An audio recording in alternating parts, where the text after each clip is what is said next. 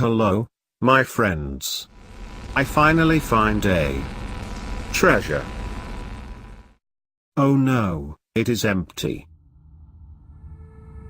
Be sure to subscribe to my channel. On the shore. I write this to make sure someone knows what I've done. By the time you read it, I'll be long since gone.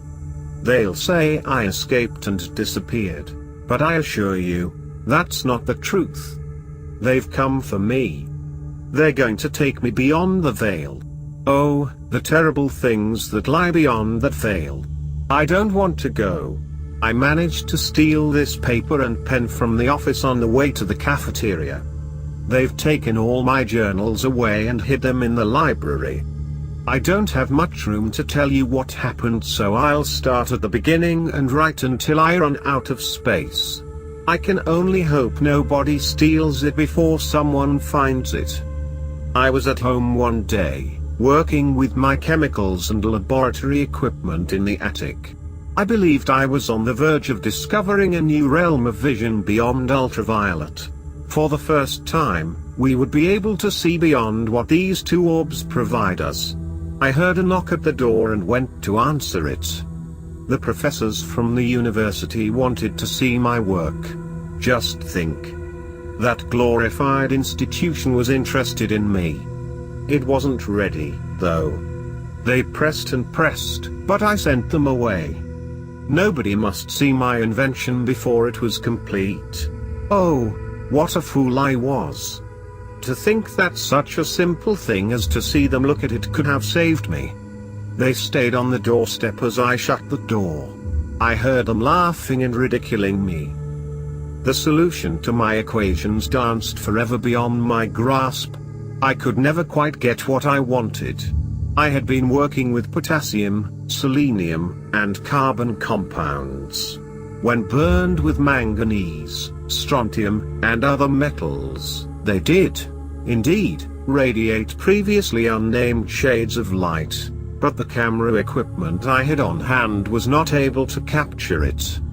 I needed ingredients and equipment that were far too exotic for an average person to acquire to go further with my research. The physics needed chemicals and compounds only found in the tropics and far reaches of the planet, and environments that I could not duplicate here in my home. I had a hypothesis that I could duplicate the experiment with great success in a persistently cold environment, using rare metal compounds and acids. I immediately took a trip to the science halls of the university and applied for more funding. The panel had some of the men who had visited my house. They told me my experiments were useless and proved nothing. My funding would be cut next month, and the state of Massachusetts would not continue funding it either. No amount of begging or pleading moved them. How I wished now I'd let them dissuade me. I left there, and went out on the streets, begging. Eventually, I met a most peculiar man from the Far East. He said he was a sailor, and knew where I might get what I needed. The sailor had a smile that was terribly beautiful and a laugh that was awesome in its joviality. He was in town buying supplies for a trip over the ocean. I agreed to pay anything at all, that he required. He had me get all my equipment together and bring it to his boat. Then we set sail. We sailed east into the Atlantic, setting forth from a small fishing town in a small cove. I like to pretend I never saw the denizens of that horrid place. It was a boat manned by a crew of quiet people, who spoke only in grunts and whispers, and facial expressions. Their size was terrifying, larger than any people I have encountered in my life, being enormously tall and muscled. Their silence was disturbing. On the ocean. The boat was a swift-sailing model, of medium size. Its hull was dark ebony, a shade of wood that I had never seen before. It had 3 decks. The main deck, the crew's quarters, where my supplies were also stored, and ship supplies. I was not allowed to enter the supple lee deck. A particularly burly crewman barred entrance to all save their own. None of them spoke to me. Days and nights passed without a word from them to me. My captain was never seen above decks, and only then wrapped in layers of cloth and clothes. No matter what he wore, I could always see the damnable smile. I asked if he was afflicted with some disease, but he would not answer. I chose to leave him be and contemplate the waves. My experiments continued with the meager supplies I had brought, revealing no great insights into the invisible. I only managed to fill my cabin with strange smokes and sounds, and even those were more mundane than I could have hoped for. For days there was only water, and the same strange, sweet meat stew every day. Sometimes, I saw the crew pointing at me and whispering. I can only imagine what things they said now that I know the truth. At night, the stars above were clear, crystal points of light. I know not when we landed, only that the rocking of the ocean had stopped. We were at a town that spoke a dialect of Spanish. Judging from the architecture, we had likely landed in Spain. We stopped by for a few hours. I worried when the crew barred me from leaving the boat after our initial interactions with the locals. They did not tell me why, only locked me under the decks. I heard heavy trampling, and what sounded like heavy trunks or boxes being moved around above deck. Sometimes I heard yelling. Eventually, I felt the rocking of the boat resume. They unlocked my quarters with evil smiles and whispers. I assumed that perhaps the boat's owner had a reason for not letting me go ashore. He showed me new ingredients in a back cabinet. Powders of exotic animals and metals and glass instruments like I'd never seen before.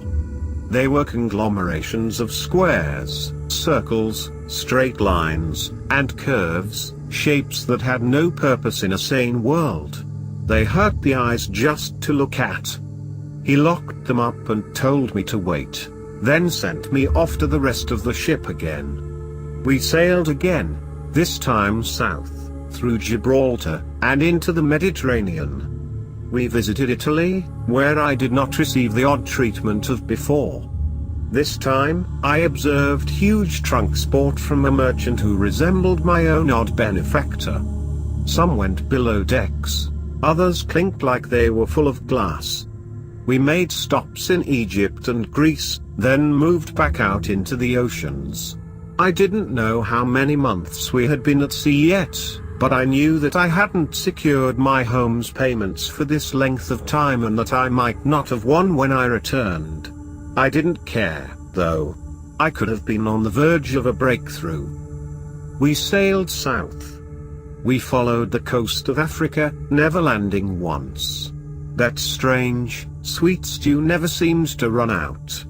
The whole way, the captain kept that smile. That horrible smile. We sailed, always following the coastline, but never close enough to see if anyone was watching back.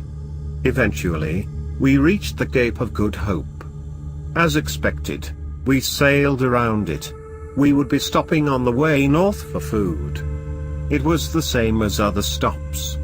We picked up the trunks of unknown supplies, presumably the source of that stew, and more compounds. I'd soon be able to draw back the limiting veil of our vision and let us see beyond. We stopped in some town somewhere on the coast, and this time, I have locked beneath the decks again. I made very vocal objections to this treatment, but the crew was not responsive. I sat, angry, until my captain had returned and we were underway again. He assured me that it was for my own safety and that I was not in any danger so long as I just listened to his crew. The locals in this town were not fond of outsiders. His crew never spoke, and he never explained why it was for my own safety, but I believed him. We made one final stop in another foreign country after weeks of sailing past jungle, beach, and cliff, then jungle again. I don't know where this one was. I can only guess it was the man's port of origin. He spoke with the locals in a strange language, then let me go free. I explored the city, fascinated by the architecture and the sculptures and statues of what I could only assume were their deities. I've always been a man of science, not culture, and now my deficits are beginning to haunt me. The things I've missed out on with my nose buried in the books. The shops are filled with beautiful beads, wonderful art, and ancient volumes. I couldn't even begin to fathom what secrets are contained within them. If only I could read the language they were written in. I wish I could say for sure where this town was, but it could have been in the eastern countries. Thinking back on our journey, it must have been in or near India. We spent a few days here. I didn't learn much, though. They didn't speak English, and I didn't speak their language. The crew vanished altogether, and the captain didn't seem to want to translate. I spent most of my time reading a few of the books he'd picked up along the way, buried in the same case as the chemicals. Some of the chemicals were in glass containers. The glistening, metallic powders seemed to glow with purple colors that appeared almost ultraviolet. The powder itself was a plain silver. Another container seemed to be vibrating at very low frequencies. No matter how I lifted the opaque container, turned it and shook it, it made no sound and surrendered no hint of its contents. There was a spectacular vial filled with a brilliant white powder. I speculated that it was some phosphorus compound. Every container had a tight lid or was stoppered by a thick, rubber top. The captain would sometimes come down and watch me examine, that same loathsome smile on his face the entire time. Finally, we set sail again, this time to the south. We struck out straight across the ocean, passing out of the sight of land within a day. Once again, as before, I was all but ignored by the crew and captain. This time, they allowed me to explore the lower decks of the ship. The lowest deck was only half accessible, and the half I could see was filled with barrels of water and ship repair materials. The crew ushered me out just before they would enter the other half, from which the stew came. I wondered what type of livestock or meat they kept back there. As we sailed, birds became scarce. The sky was an endless dome of blue, no clouds polluting our view. I felt no wind, yet the sails were full day and night. Soon, the air began to chill and the days grew shorter. After a few days of the cooling air, I saw a wall of white in the distance. It was ahead of us and seemed to be miles in width. The light of the day was failing fast. I thought it must have been Antarctica, that great unknown plain of ice, for that would correspond with the weather and the cold. The next day, the wall was more visible. It was an enormous ice wall, spanning most of the horizon. I'd never seen the likes of anything like this, not even in my scientific books and journals. The crew came up with fur jackets and coats and passed them about. I put it on, much relieved to have some respite from the now frigid air. I was told that we were not going to the frozen continent itself, but to this frozen cove. I was so excited,